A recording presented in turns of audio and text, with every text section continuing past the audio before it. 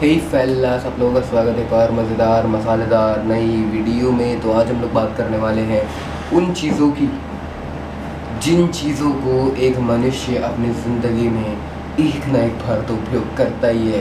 वो है एक फ़ोन। अब बेसिकली हम जब फ़ोन्स की बात करते हैं, दो टाइप के फ़ोन आते हैं। एक होता है मिड रेंज फ़ोन्स और दूसरे होते हैं फ्लैगशिप फ़ोन्स। मैंने कल जो वीडियो बनाया था उसमें था Y91i की अनबॉक्सिंग। तो अब आप लोगों को लग रहा होगा कि मैंने तो खुद मिड रेंज फ़ोन परचेज़ किया। मैंने परचेज़ नहीं किया मिड फ़ोन। वो जो था वो फ़ोन मेरे को मिला था एज अ रिव्यू यूनिट। तो मेरे को from a store, not accurately from the but from a store I got it as a review unit. Please review करो हमारे फ़ोन्स का। तो अब बेसिकली आप अगर समझते हैं कि 1% भी mid range phones are better than flagship phones, आप लोग एक गलत राह पे चल रहे हैं। मैं आपको अभी बता रहा हूँ। अब पॉइंट पे आते हैं। Mid range phones are better than flagship phones, वो समझ लिया। बट क्या mid range phones according to their price deserve करते हैं? मतलब मिड रेंज फ़ोन्स देयर उनकी प्राइस जो उनको दी जाती है वो डिज़र्व करते हैं कि नहीं? अब इस पॉइंट पे आके हम लोग एक बात को ज़रूर सोचेंगे कि अगर हमारे पास पैसा है तो फ्लैगशिप लेंगे, अगर हमारे पास पैसा नहीं है तो मिड रेंज लेंगे। लेकिन अब फ्लैगशिप और मिड रेंज में जो बेसिक डिफरेंस होता है उस बात की आती है। फ्लैगशिप फ़ोन्स पे कंपनी पूरा ध्यान देती है। आप लोगों को पता होगा जो पुराने हो जाते हैं फ़ोन्स, बिल्कुल पुराने, लाइक अभी Y91i पे इतना ध्यान नहीं देगा। अगर हम लोग कंप्लेन लेके जाएँ, हाँ सर आप प्लीज़ साइड में हो जाइए, तो वो क्यों होता है पता है? क्योंकि आप एक फ्लैगशिप फ़ोन लेते तो कंपनी को ज़्यादा प्रॉफिट होता है। वो प्रॉफिट कंपनी देख के आपको ज़्यादा एक्नॉलेज करती है। अगर आप एक फ्लैगशिप फ़ोन की कंप्लेन लेके जाते हैं तो उनको लगता है कि हमारे फ्लैगशिप फ़ोन पर कुछ कंप्लेन आ रही है and they would hear your request, they would immediately try to correct the issue. और ये चीज़ को क्यों होता है मिड रेंज फ़ोन्स में, ये क्यों नहीं होता? क्योंकि अगर कंपनी को जाके आप बोलो कि मेरे को Y91i मैंने लिया है, जैसे मान लो मेरे पास Y91i है, मेरे को इसमें कंप्लेन आती है, मैं जाकर उनको बोलूँ कि मेरे पास Y91i है और मेरे को उसमें कंप्लेन आ रही है, वो बोलेंगे please wait, because they are first dealing with the high alerted customers. क्योंकि जब महंगा प्राइस दोगे आप अगर आप एज अ पर्सन, मैं आपसे एक क्वेश्चन करूँ कि आप एक मिड रेंज फ़ोन लेते हैं और एक फ्लैगशिप फ़ोन लेते हैं, मिड रेंज फ़ोन भी ख़राब हो जाता है तो आपको इतना दुख नहीं होगा जितना फ्लैगशिप फ़ोन ख़राब होने पे होगा, क्योंकि आपने पैसे उसमें ज़्यादा इन्वेस्ट किए।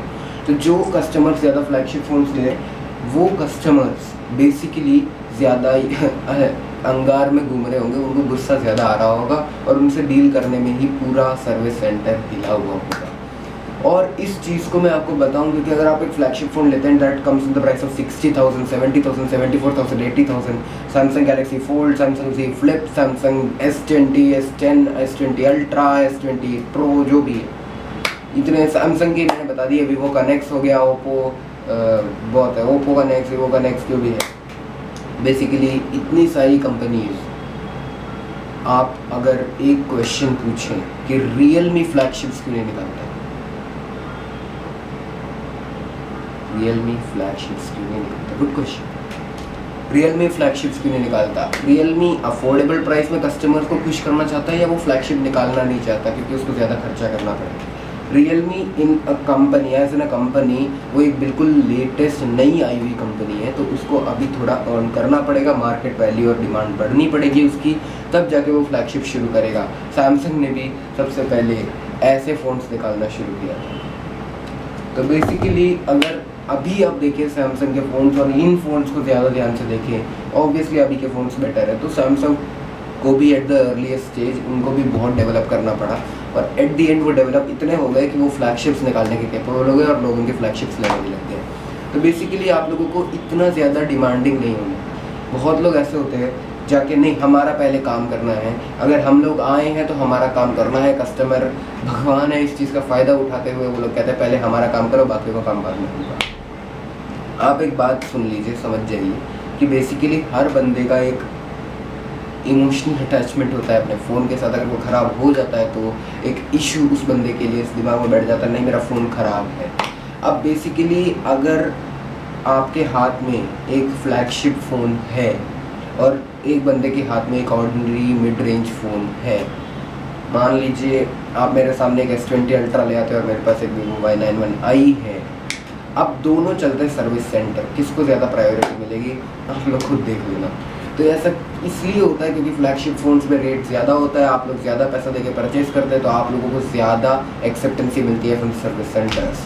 तो अब इसका मतलब ये नहीं है ऑब्वियसली कि ऐसे Y9 जैसे फ़ोन्स की ट्रीटमेंट नहीं की जाएगी, उनको चेक नहीं किया जाएगा, उनको भी किया जाएगा, बट उनको ऐसे किया जाएगा कि पहले जो S20 अल्ट्रा आ रहे हैं उनको पहले करो ठीक, फिर Vivo Nex आ रहे हैं या लेटेस्ट जो भी फ्लैगशिप्स आ रहे हैं, एप्पल के फ़ोन्स आ रहे हैं, iPhone 11 Pro आ रहा है, जो भी आ रहा है उनको पहले चेक करा जाएगा। उसके बाद आप लोगों के फ़ोन्स को डिमांड दी जाएगी। लाइक आप Vivo V9 भी ले लो, जो मेरा पहला मतलब मेन फ़ोन है, उसको भी बाद में डिमांड दी जाएगी क्योंकि उसकी भी रेट अभी कम हो चुकी है। फ्लैगशिप्स को जो पैसा है, फ्लैगशिप्स का जो बेसिक पैसा है वो बेसिक पूरी तरीके से सिर्फ उसकी मेकिंग में और आपको दी जाने वाली एक्सेप्टेंस पे जाता है। जब आपको एक्सेप्टेंस दी जाती है, जब आपको ऐसा दिया जाता है कि आपको एक्सेप्टेंस लेने वाले हैं, तब जाके आप लोगों को वो फ्लैगशिप फ़ोन्स बेचा जाता है। तो मे बी आप लोगों को इतना एक टॉपिक समझ में आ गया होगा, छोटा सा वीडियो बनाया है एंड दैट्स ऑल। बस ज़्यादा नहीं बताना था, बस इतना बताना था कि फ्लैगशिप फ़ोन्स को ज़्यादा इंपॉर्टेंस क्यों दी जाती है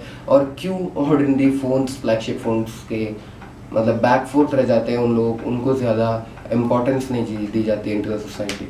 तो आप लोगों को इतना ही बताना था and that's all for today's video. अगर आपने अभी तक चैनल को सब्सक्राइब नहीं किया है तो चैनल को सब्सक्राइब कर दो, लाइक करना इस वीडियो को, अगर आपको पसंद आया लाइक और डिसलाइक जो आपको मन करे कर लेना, और हाँ कमेंट करके बताना ये वीडियो कैसा लगा और आपको अगली वीडियो किस टॉपिक पे चाहिए। And that's all for today's video. मिलता हूँ अगली वीडियो में, तब तक के लिए बाय बाय।